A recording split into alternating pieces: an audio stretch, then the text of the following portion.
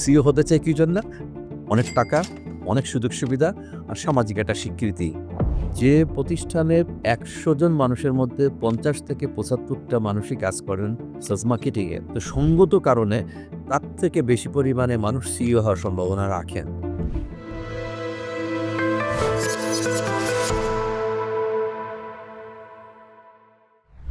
যে কোনো কোম্পানি যারা প্রোডাকশন করে তাদের কাজ হচ্ছে প্রোডাক্ট বিক্রি করে রেভিনিউ নিয়ে আসা, এবং সেই রেভিনিউ আসলে তার মধ্যেই থাকে প্রফিট। কারণ প্রোডাক্ট তৈরি করা হচ্ছে প্রফিট করার জন্য। তো রেভিনিউ জেনারেট করতে গেলে আমাকে বিক্রি করা লাগে ডিস্ট্রিবিউটরের মাধ্যমে, ডিলারের মাধ্যমে, এবং ফাইনালি চলে যায় কাস্টমারের কাছে, কনজিউমারের কাছে।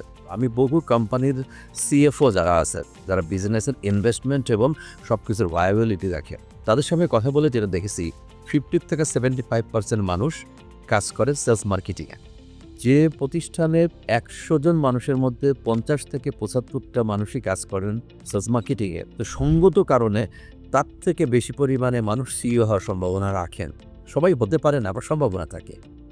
সবার আগে হচ্ছে কমিউনিকেশন স্কিল তাকে জানতে হবে, otherwise he or she cannot communicate. Communication skill লাগবে, তার সেলিং স্কিল লাগবে, তার লিডারশিপ লাগবে, তার টিম বিল্ডিং লাগবে, ইমোশনাল ইন্টেলিজেন্স লাগবে, ক্রিয়েটিভ থিঙ্কিং লাগবে, প্রবলেম সলভিং লাগবে, অ্যানালাইটিক্যাল ক্যাপাবিলিটি বিল্ডিংটা লাগবে। এরকম প্রচুর জিনিস হয়তো হেডিং অনুযায়ী তার জানা নাই, বাট এই সব জিনিসই একজন সেলস মার্কেটিংয়ের পিউপুল ফ্রন্ট লাইন থেকে সবসময় হ্যান্ডেল করে আসে। তো এই যে ধীরে ধীরে তার মধ্যে বিল্ডিং হয়ে যাচ্ছে সফট স্কিলগুলো, এটাই মানুষটাকে চৌকাশ করে গড়ে তোলে ভবিষ্যতের একজন সিইও করার জন্য। এবং একটু সচেতন হলে, যেটা আমি আমার এই রুট টু বিকামিং সিইও বইটাতে বলেছি, যে আসলে টপে যেতে গেলে তখন কিন্তু এন্ট্রি লেভেলের বা মিড লেভেলের যে সমস্ত অভিজ্ঞতা, যে সমস্ত জ্ঞান দক্ষতা, এগুলো কাজে লাগে না। তখন ম্যানেজমেন্ট আর লিডারশিপে বেশি লাগে, ডিসিশন নেওয়া বেশি লাগে, প্রবলেম সলভিং বেশি লাগে।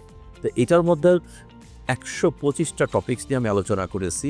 ইনিশিয়ালি যে কোনো মানুষ যখন সিইও হতে চান, তখন এই বইটা তার ফলো করলেই হবে। কারণ কি কি জিনিস শিখতে হবে, কোন কোন পজিশন থেকে কোন জিনিস শিখতে হবে, এটা যখন সে জেনে যাবে, তখন সে এই বইটা ফলো করলেই হবে। অনলাইন হতে পারে, অন্য জায়গায় কোর্স করে হতে পারে, আরও অ্যাডভান্স কোর্স করে উনি শিখে নিতে পারে। তাহলে আমার কাছে তো মনে হয় সেলস মার্কেটিংয়ে যদি কেউ চাকরি করে, তার সম্ভাবনা অনেক বেশি কম্পেয়ার টু আদার ডিপার্টমেন্টস। তারপরেও এখন ফিন্যান্স হতে পারে, এইচআরএম হতে পারে, ইনডোর মার্কেটিং হতে পারে, ইভেন ফ্যাক্টরি থেকে হতে পারে।